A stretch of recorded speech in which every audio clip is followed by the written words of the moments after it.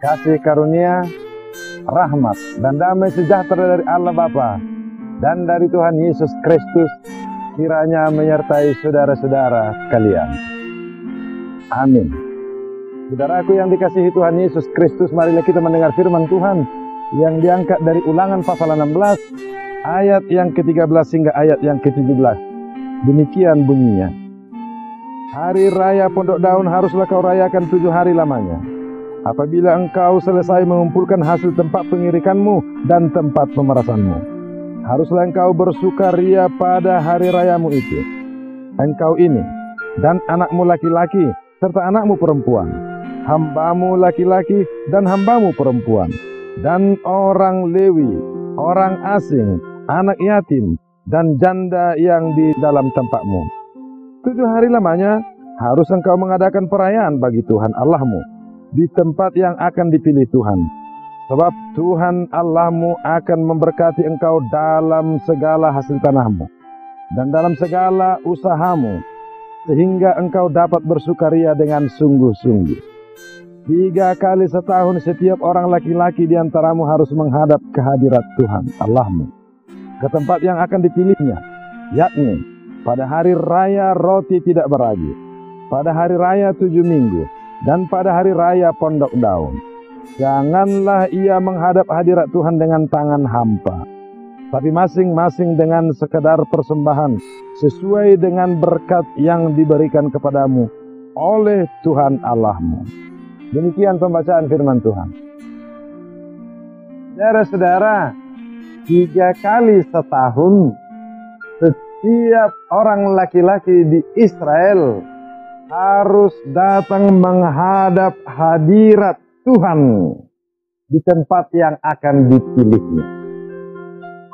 3 kali setahun itu ialah hari raya roti tidak beragi, di mana hari raya ini dirayakan sebagai masa mengenang pembebasan mereka dari perbudakan dan penjajahan Mesir. Yang kedua adalah hari raya 7 minggu. Hari raya di mana mereka telah siap-siap menuju masa panen. Di sini mereka mau mengingat berkat Tuhan yang sedang dan akan berlangsung dalam kehidupan mereka. Yang ketiga adalah hari raya Pondok Daun, yaitu suatu masa mereka selesai mengumpulkan segala hasil panen dan penghilangan mereka. Pabrik anggur mereka telah selesai memproduksi anggur mereka. Selama 3 kali itu mereka datang menghadap hadirat Tuhan, datang ke tempat yang akan dipilih oleh Tuhan. Saudaraku, 3 tahun ini adalah momen penting dalam kehidupan orang Israel menghadap hadirat Tuhan, menyatakan hubungan mereka yang terikat kepada Tuhan, menyatakan hubungan mereka yang tunduk dan taat kepada Tuhan.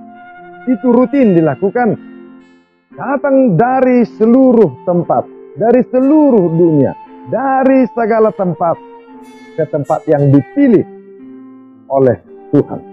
Tempat yang dipilih oleh Tuhan itu dalam sejarah mereka adalah Yerusalem, saudara-saudara. Tempat yang dipilih Tuhan itu, Yerusalem itu adalah tempat di mana Tuhan berdiam, Tuhan berkuasa, Tuhan memerintah, Tuhan memelihara umat Israel, di mana setiap orang dapat bertemu dengan Tuhan, dapat berdoa, dapat memuji dan memuliakan Tuhan, dapat mendengar Tuhan berfirman. Saudaraku, kita kini pada zaman perjanjian baru, tempat yang dipilih oleh Tuhan itu adalah di mana Allah berdiam. Allah berdiam itu Allah menjadi manusia, yaitu Yesus Kristus. Jadi tempat Allah berdiam sesungguhnya adalah Yesus Kristus yang memerintah dan memelihara hidup kita. Saudaraku, dalam masa-masa perayaan ada 3 hal yang penting yang kita ingat. Yang pertama ialah dalam masa perayaan itu semua orang harus sejajar, berdiri sejajar dalam kebersamaan. Engkau, anakmu laki-laki, anakmu perempuan, hambamu laki-laki, hambamu perempuan, orang asing, anak yatim piatu, para janda, orang Lewi, semua berbaur dalam satu kesatuan, bersuka cita, merayakan kebesaran Tuhan secara bersama-sama. Ada persekutuan erat di antara orang yang tinggal di Israel secara bersama. Tidak ada strata sosial yang membatasi, baik tuan maupun hamba, orang kaya dan orang miskin. Semua secara bersama-sama bersuka cita di hadapan Allah. Dan itu hanya bisa terjadi, saudara-saudaraku, ketika mereka datang secara bersama-sama kepada Tuhan. Ketika mereka taat dan tunduk kepada Tuhan. Ketika mereka mempersembahkan hidupnya sepenuhnya kepada Tuhan Yesus Kristus.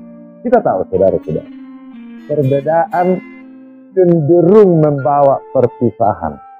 Tetapi Tuhan membuat perbedaan menjadi keindahan dalam persekutuan karena kita sama-sama taat kepada Tuhan. Itu yang pertama. Yang kedua, saudara-saudara, dalam perayaan itu kita menghitung berkat Tuhan. Sebab perayaan itu didasarkan pada apa yang telah dilakukan Tuhan kepada kita. Jadi kita menghitungnya. Kita menghitung seberapa besar kasih Tuhan yang kita terima, seberapa besar anugerahnya yang kita terima, seberapa besar pengampunannya yang kita terima, seberapa besar dia memelihara hidup kita. Lalu menyusul, seberapa besar uang yang diberikan kepada kita, hasil pekerjaan kita, hasil persaudaraan kita, dan banyak hal. Baik pertanyaan kita maupun usaha kita, seberapa besar. Lalu kita hitung. Berdasarkan inilah kita datang mempersembahkan persembahan kepada Tuhan. Saudaraku, dalam perayaan itu, janganlah datang dengan tangan hampa. Berikanlah menurut kerelaanmu atas berkat Tuhan yang kau terima. Jadi ini penting menghitung berkat Tuhan ini. Penting. Karena berdasarkan itulah kita menyerahkan persembahan kepada Tuhan. Ingat saudara-saudara, ketika seorang janda memberikan uang 2 peser di dalam bait Allah, orang banyak juga orang lain memberikan persembahan yang banyak. Lalu di akhir Yesus berkata, persembahan janda miskin ini lebih besar daripada persembahan orang-orang kaya ini. Loh, kenapa? Bukankah nominalnya dia lebih kecil daripada apa yang disampaikan orang-orang kaya ini? Secara nominal iya. Tetapi saudaraku, persembahan itu adalah menyatakan hubungan hidup kita kepada Tuhan yang bersyukur kepada Tuhan. Maka Yesus mengatakan, sebab janda ini memberikan seluruh nafkahnya, seluruh biaya hidupnya. Sementara orang-orang kaya ini hanya memberikan sisa-sisa dari kelimpahan mereka. Sisa-sisa. Itu tidak baik, saudara. Tetapi kita memberikan dengan sukarela sebagai tanda syukur kepada Tuhan berdasarkan berkat yang kita terima. Jika jumlah berkat itu sudah melimpah dan besar, bukankah sepatutnya kita memberikan kepada Tuhan secara melimpah dan besar pula? Tetapi jika masih sedikit yang kita terima berkat dari Tuhan, tidak apa-apa saudara-saudara. kita memberikan sedikit kepada Tuhan berdasarkan apa yang ada pada kita. Itu sebabnya dalam doa-doa persembahan dikatakan, sebagian dari karuniamu itu, sebagian dari karuniamu itu, dari berkatmu itu, kami berikan kembali sebagai persembahan kepadamu. Itu akan datang lagi kembali kepada kita. Sebab dalam perayaan saudara-saudaraku, mengingat berkat dan juga ada janji berkat Tuhan.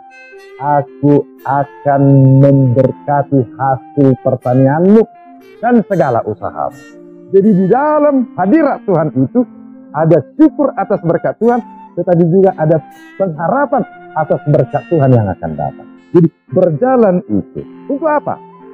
Untuk hubungan Tuhan yang terus-menerus memelihara hidup kita, terus-menerus menjaga kita. Karena itu saudara-saudara, bukankah kita sepatutnya mengikatkan diri kita sepenuhnya kepada Tuhan yang setia, kepada Tuhan Yesus yang mengasihi kita, kepada Tuhan Yesus yang memberkati kita, kepada Tuhan Yesus yang mengampuni dosa-dosa kita, kepada Tuhan Yesus yang memelihara hidup kita. Berdasarkan itulah kita mempersembahkan seluruh hidup kita kepada Tuhan. Yang ketiga saudara-saudara, dalam perayaan itu orang Israel mengingat bahwa dahulu kamu adalah hamba, dahulu kamu adalah orang menderita, dahulu kamu adalah orang miskin, dahulu kamu adalah orang hina, dahulu. Tetapi sekarang Tuhan telah membebaskan. Oleh karena itu dalam perayaan itu, ketika kamu merayakan pembebasan itu, ingatlah juga orang-orang yang menderita, ingatlah juga orang-orang miskin, ingatlah juga orang-orang tertindas, ingatlah juga orang-orang yang lapar dan haus, dan ajaklah secara bersama-sama merayakan kebesaran Tuhan di hadiratnya untuk membangun kemanusiaan yang lebih baik. Bahwa saudara dan saya hidup karena berkat dan anugerah Tuhan. Tuhan memberkatimu dan memelihara hidupmu. Tuhan menolongmu memberikan persembahan yang sesuai dengan kehendak Tuhan. Amin.